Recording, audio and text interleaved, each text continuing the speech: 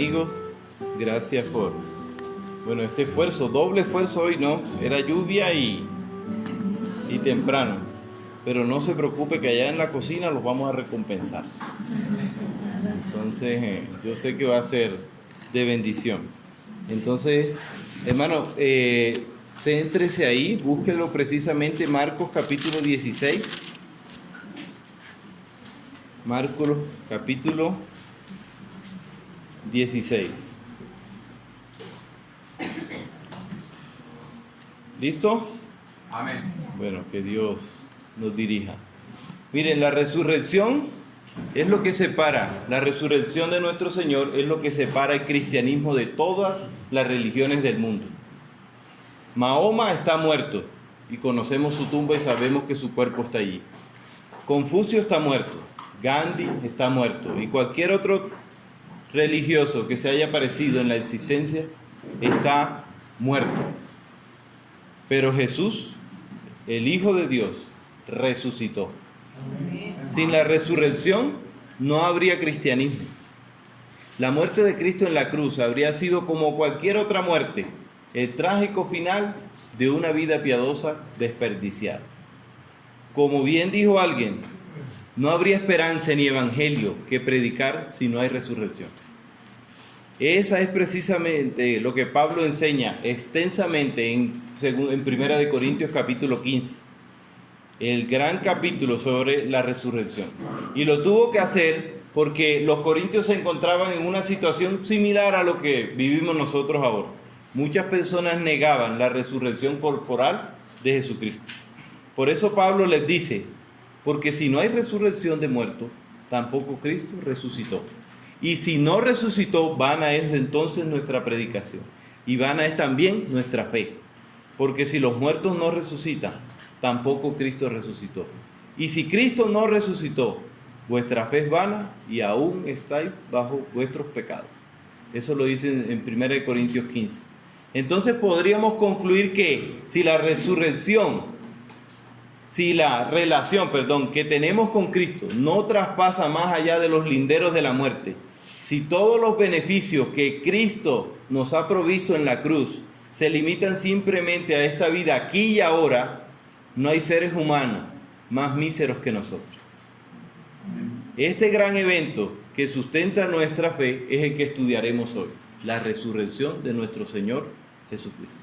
Recordemos algo, vamos a recordar desde el domingo pasado, el viernes hasta hoy. Y antes de llegar a la resurrección de Jesús, Jesús transitó un largo camino de dolor, de angustia, bajo la ira sin misericordia de su Padre, para salvar a los pecadores. El justo murió por los injustos.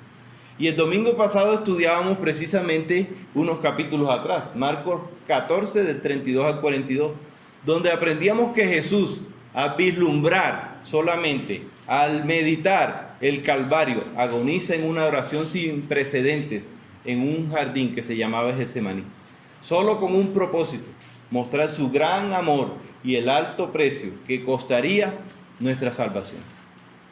Dios en ese texto dice un autor, corre un poco el velo para que podamos vislumbrar lo que sucedía en el alma humana de nuestro Señor, horas antes de su muerte en la cruz. Y aprendimos que nuestro Señor Jesucristo es verdaderamente Dios, pero al mismo tiempo verdaderamente hombre, sin que ninguna de esas naturalezas afecte o potencie a la otra. Dios, Jesús, es tan Dios como el Padre y tan humano como todos nosotros, siendo que era sin pecado. Pero en Getsemaní, en esta oración, había preguntas que nos hacíamos, y era, ¿qué fue lo que horrorizó a Jesús? ¿Qué fue lo que llenó de tanto temor su alma humana que lo hizo hasta sudar sangre? ¿Acaso temía Jesús a la muerte? Y concluíamos que por supuesto que no. En realidad ese día Cristo se enfrentó esa noche a lo que ningún ser humano debería enfrentarse si se arrepiente. Y que jamás debería enfrentarse verdaderamente. No fue la cercanía al sufrimiento físico lo que Jesús temía. Ni siquiera a la muerte temía nuestro Señor. Lo que llenó de tanto espanto a Jesús esa noche era saber que tendría que pasar por la ira de su padre. Y hacíamos la pregunta, si Jesús temió a la ira de su padre, si solo la meditó y él estaba sudando gotas de sangre, ¿qué deberíamos hacer nosotros? Y el viernes estudiamos cómo esa agonía, porque hasta ahí en Getsemaní todo era contemplado, nada había sucedido, todavía ni siquiera arrestado. Pero el viernes estudiábamos que esa agonía fue consumada. Y en medio de tinieblas que cubrieron la tierra a las 12 del día, que no es algo común, en medio del sufrimiento, del dolor de nuestro Señor, las tinieblas del Calvario no simbolizaron la ausencia de Dios, sino que simbolizaron la aterradora presencia de Dios para juicio. Y para juicio no sobre el culpable, sino sobre el inocente. El justo murió por los injustos. Así lo podemos ver en el Antiguo Testamento, cuando Dios bajaba en la densa nube y era aterrador. Y el peso total de la ira divina fue derramado sobre el Hijo de Dios, y esta fue la copa terrible del juicio que bebió Jesús, que anticipó en Getsemaní, que lo hizo sudar gotas de sangre. Y es un relato cruel, pero este relato nos muestra de una forma impactante la verdadera naturaleza del amor de Dios y su profundo deseo por la salvación de los que Él ha querido salvar. Y es algo increíble. En la cruz el Señor soportó la realidad plena de los tormentos del infierno, el que tú y yo merecíamos, al ser abandonado por su Padre.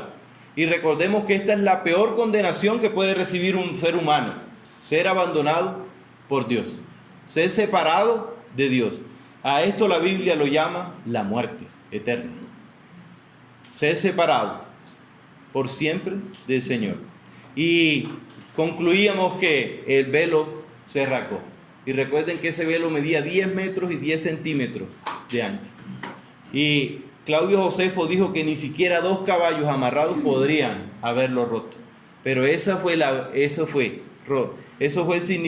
significado de romper ese velo. Era que la vía de acceso a la presencia misma de Dios había sido abierta para quien se arrepentía. Pero, hermano, allí no terminó todo. Como les dije, hasta aquí, si todo hubiera terminado aquí, solo hubiera sido la muerte de un buen cristiano. Pero ahí no terminó la historia. Por eso tenemos que seguir la historia. Y la historia termina en la resurrección. Leamos ahora sí, Marcos capítulo, vamos a leer del 1 al 8. Dice la palabra del Señor. Marcos 16, del 1 al 8. Cuando pasó el día de reposo, María Magdalena, María la madre de Jacobo y Salomé compraron de especies aromáticas para ir a ungir. Y muy de mañana, el primer día de la mañana, vinieron al sepulcro ya salido el sol. Pero decían entre sí: ¿quién nos removerá la piedra de la entrada del sepulcro? Pero cuando miraron, vieron removida la piedra, que era muy grande. Y cuando entraron en el sepulcro, vieron a un joven sentado al lado derecho, cubierto con una larga ropa blanca, y se espantaron. Mas él les dijo: no os asustéis, buscáis a Jesús de Nazareno, el que fue crucificado. Ha resucitado, no está aquí. Mirad el lugar donde le pusieron. Pero id, decid a sus discípulos y a Pedro que va delante de vosotros a Galilea. Allí le veréis, como él dijo. Y ellas se fueron huyendo del sepulcro, porque les había tomado temblor y espanto. Ni decían nada a nadie, porque tenían miedo. Y en este texto Dios nos muestra la absoluta seguridad de su resurrección. Y eso es lo que vamos a aprender hoy. Que es absolutamente creíble que Cristo resucitó. Y miren, es interesante cómo comienza el texto. Porque el texto comienza de la misma manera que concluimos el texto pasado. Más atrás, en el 15:40, versículo 15, versículo 40, dice la palabra del Señor. 40. También había algunas mujeres mirando de lejos, entre las cuales estaba María Magdalena, María madre de Jacobo, el menor de José, ¿y quién? Salomé. Y Salomé. ¿Y cuáles son las mujeres que compran esas especias y van a ungir? Las mismas. Qué lugar tan privilegiado. Y es impresionante la sencillez con que Marcos describe este texto, porque el milagro más grande que la humanidad iba a ver, iba a ser primero que todo testigo por unas mujeres. Un grupo de mujeres que fueron muy de mañana al sepulcro a ungir el cuerpo de Jesús. Y ellas habían visto morir a Jesús, como lo dice el relato. Miren el versículo 47. Habían visto su entierro, y María Magdalena y María madre de José miraban dónde lo ponían. Y esto es importante. Esto es importante porque muchas personas escépticos dicen, fue que se confundieron de tumba. Por eso no lo encontraron. Y las mujeres que querían ungirle, es interesante porque ellas van a ungirle. Eso significa que ¿qué esperaban encontrar ellas? Un cadáver. Un cadáver de algún ser querido. Y ellas hacen la pregunta, ¿quién nos va a rodar esa piedra tan grande? Y sin embargo hacen el esfuerzo de ir con el único propósito de hacer algo que era costumbre en los judíos, pero costumbre para alguien muy amado, ungirlo. Y esto de ungirlo tenía el propósito de mitigar el proceso de putrefacción que tenía el cuerpo. Y solo se hacía con alguien muy amado. Ahora, mire, piensen esto. Cristo ya había muerto. Es evidente que estas mujeres no estaban esperando que Él resucitara. Ellas no se acercaron a la tumba esperando a ver a Cristo levantarse de los muertos. Pero a pesar de verlo morir en la cruz, ellas todavía amaban a su Señor, al punto de no tener ningún reparo en identificarse con Él. Y miren que sus discípulos, los que se rasgaban los vestidos diciendo que no lo iban a abandonar, fueron los primeros que se fueron. Y aquí había un grupo de mujeres que fueron al sepulcro. Y aquí estaba muy, muy peligroso porque cuando esto sucedía, que alguien como aparentemente revoltoso moría, lo que pasaba era que se trataba de mitigar a sus seguidores. Y el poder civil de Roma lo había condenado a muerte. Y los judíos le habían llamado blasfemo. Pero este grupo de mujeres seguía fiel a Jesús.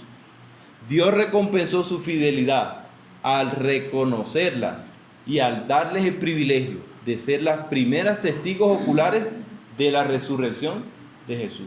Y es interesante porque la Biblia dice que lo menospreciado, lo vil escogió Dios para avergonzar a los sabios. Y es interesante porque en ese momento de la historia, el testimonio de una mujer lo igualaban con el testimonio de un esclavo.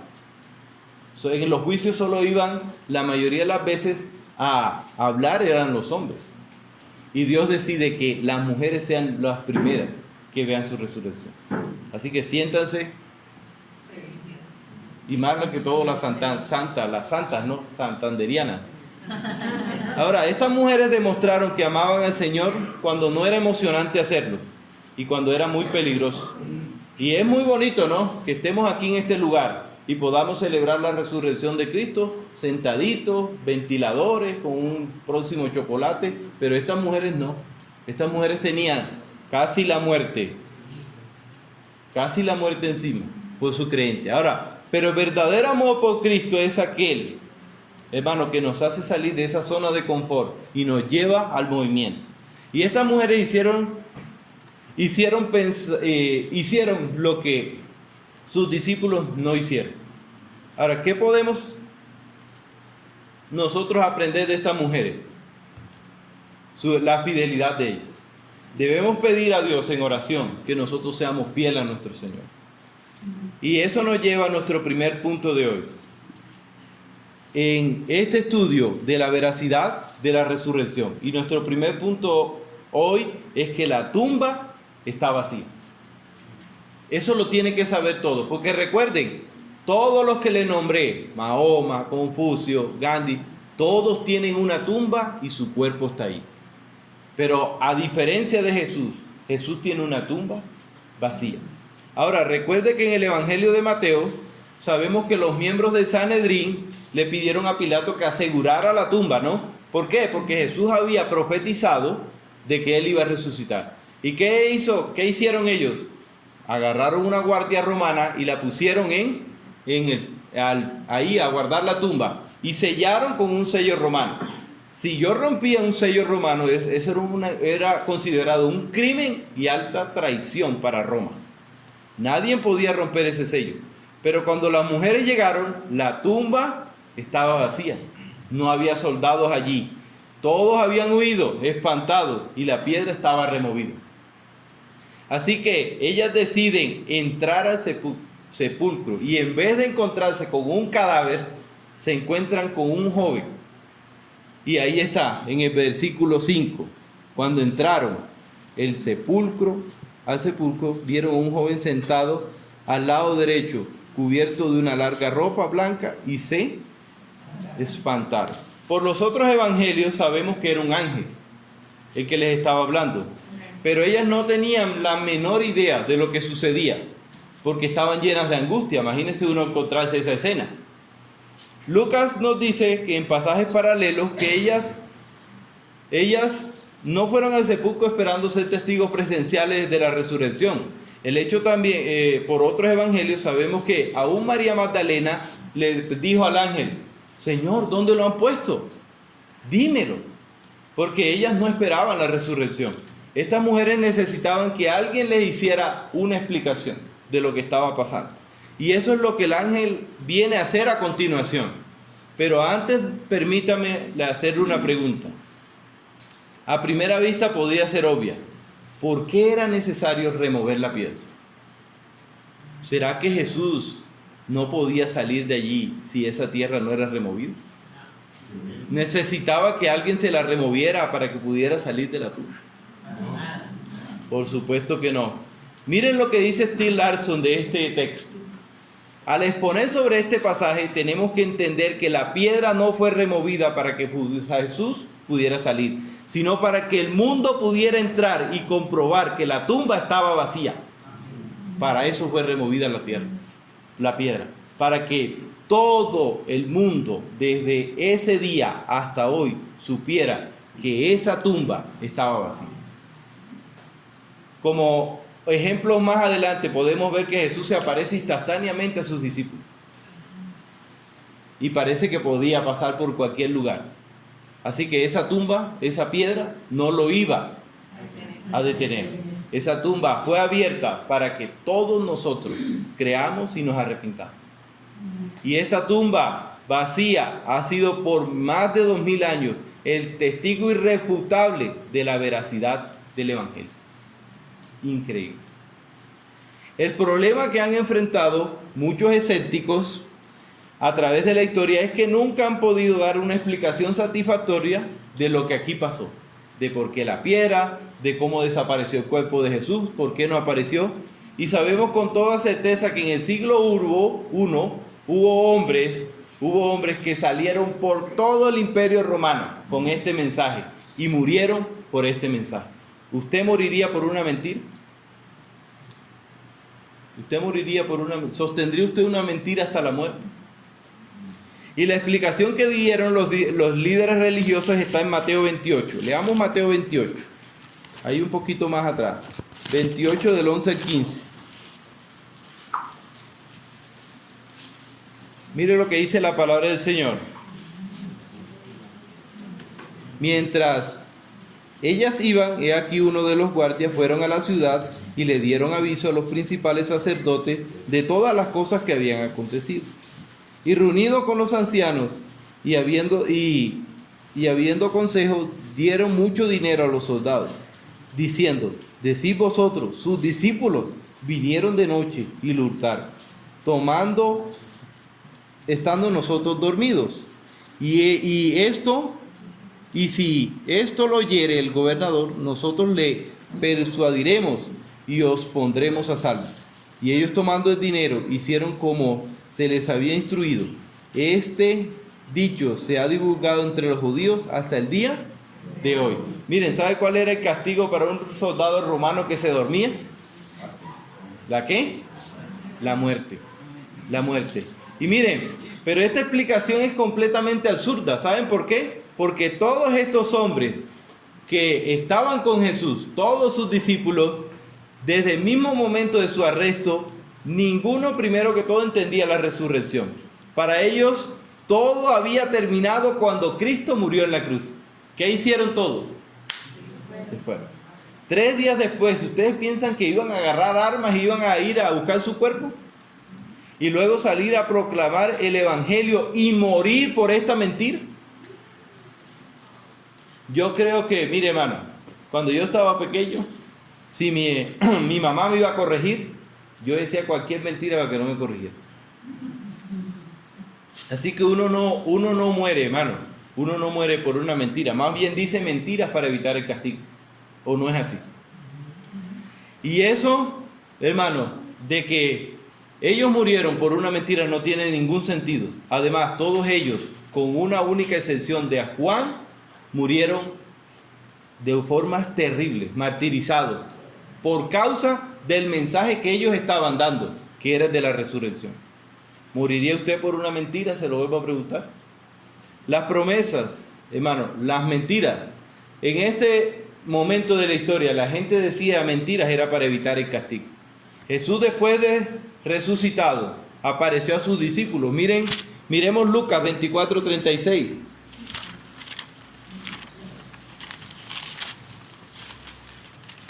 24, versículo 36. Mientras ellos aún hablaban de estas cosas, Jesús se puso en medio de ellos y les dijo: paz a vosotros. Y miren que es después de la resurrección. Se aparece y le dice: paz a vosotros. Pero si todo hubiera terminado allí, si uno hubiera dicho: bueno, los discípulos fueron testigos, pero ahí no termina todo. Miren, ¿quién puede leerme 1 Corintios 15, del 4 al 8? Y que fue sepultado y que resucitó al tercer día conforme a las Escrituras, y que apareció a Cefas y después a los 12. Después apareció a más de 500 hermanos a la vez, de los cuales muchos viven aún y otros ya duermen. Después apareció a Jacob, después a todos los apóstoles. Y al último de todos, como un abortivo, me apareció a mí, porque yo soy el más pequeño de los apóstoles, que no soy digno de ser llamado apóstol, porque pertenecía a la iglesia. Amén. Hasta ahí, hermano Juan. Gracias. ¿A cuántas personas apareció Jesús? Dios no sabe matemáticas. Pero miren, hubo aquí 500 personas a la vez. O sea que los testigos de la resurrección no fueron solamente sus discípulos. No fueron. Ahora, morirían todas estas personas por una mentira. Y la historia nos dice lo contrario. La palabra de un hombre en el siglo pasado era casi un sello. Un sello. Pero hoy en día, la palabra de un hombre, si no está sellada en una notaría, no vale nada. Así que la historia nos dice lo contrario. Y por eso vamos a nuestro segundo punto, una explicación. Versículo 6. Entonces, vamos a Marcos 16, versículo 6. Dice la palabra del Señor: mas él les dijo: no os asustéis, buscáis a Jesús de Nazareno, el que fue crucificado, ha resucitado. No está aquí. Mirad el lugar en donde lo pusieron. Y él les dice, el ángel les dice lo que jamás ellas pensaron escuchar. Miren, ¿dónde está? ¿A qué? Resucitado. Y ellos escucharon el anuncio más glorioso que se ha escuchado en toda la historia de la humanidad. Él ha resucitado. Y ese mensaje lo cambia todo, lo cambia absolutamente todo. Todos estaban en la tumba antes de él, y todos están en la tumba después de Cristo, pero él ha resucitado. Nadie robó el cuerpo. Ellas tampoco se equivocaron de tumba, como dicen muchas personas. No. Y es más, hermano, la muerte de Jesús y su resurrección fue profetizada 1000 años antes en el Salmo 16. Unos 1000 años antes, y su muerte en la cruz 700 años antes en el libro de Isaías. Entonces todo fue casualidad. ¿Quién puede saber qué va a suceder 700 años antes o 1000 años antes? Solo Dios. Y en su escritura. Y por eso dice Pablo en Corintios 15, conforme está escrito. Había un testigo, hay un testigo, y es su palabra, que él iba a tener una muerte como la que tuvo y una resurrección. Y cuando él va camino de Emaús con sus discípulos, les comienza a mostrar la escritura. Y por eso dice Tomás, que era el más incrédulo de todos. ¿No ardía nuestro corazón cuando él nos hablaba? Y él no les mostró, miren que esto, no, les mostró la escritura. Lo que decía la escritura que iba a suceder hasta ese día. Por eso él les dice, faltos, ¿por qué dudan? Y es de gozo y esperanza, porque el Señor resucitó. Miren el versículo 7. Y saliendo ellas, huyeron del sepulcro, porque un gran temblor y espanto se había apoderado de ellas. Y no dijeron nada a nadie, porque tenían miedo. Espanto, temblor, gozo, miedo, esperanza, asombro, todas las emociones allí juntas por esta mujer. Pero esa palabra que no dijeron nada no significa que se quedaron calladas. No, está hablando de su camino, porque más adelante podemos ver que ellas sí hablaron y sí le dijeron a los discípulos que Jesús ha resucitado. Cristo resucitó y eso lo cambia todo. Las mujeres huyeron del sepulcro, pero para ir directamente a sus discípulos, como lo dice Lucas 24, 8 y 9. Ellas sí dijeron, sí hablaron de lo que había sucedido. La resurrección de nuestro Señor Jesucristo no es una leyenda mitológica, hermano, sino el acontecimiento más grande que haya ocurrido en la historia de la humanidad y que nadie ha podido refutar ni lo hará. Porque después de más de 2020 años, nadie va a poder refutar eso. Cuando uno estudia historia, uno habla de que 3 referencias históricas hacen de un hecho real. De la resurrección de Jesús se perdió la cuenta de cuántos lo refirieron. Entonces, si 3 fuentes validan un hecho histórico, el número de las referencias históricas de la resurrección de nuestro Señor no tiene número. ¿A quién va a creer? Cristo fue entregado por causa de nuestras transgresiones y resucitado para nuestra justificación, y eso fue 700 años. Cuando leímos Isaías 53, es increíble que esté descrito todo lo que va a pasar, pero no nos debiera asombrar que también estaba escrito que iba a resucitar. Y recuerden que si el evangelio hubiera muerto, hubiera terminado con la muerte, nosotros fuéramos miserables. Pero el evangelio termina con la resurrección, con la esperanza más gloriosa del mundo. Pero es también por la resurrección de Jesús que podemos saber con toda certeza que algún día nuestro cuerpo, este que usted tiene, de humillación, será transformado al cuerpo de gloria para deleitarnos en la presencia del Señor.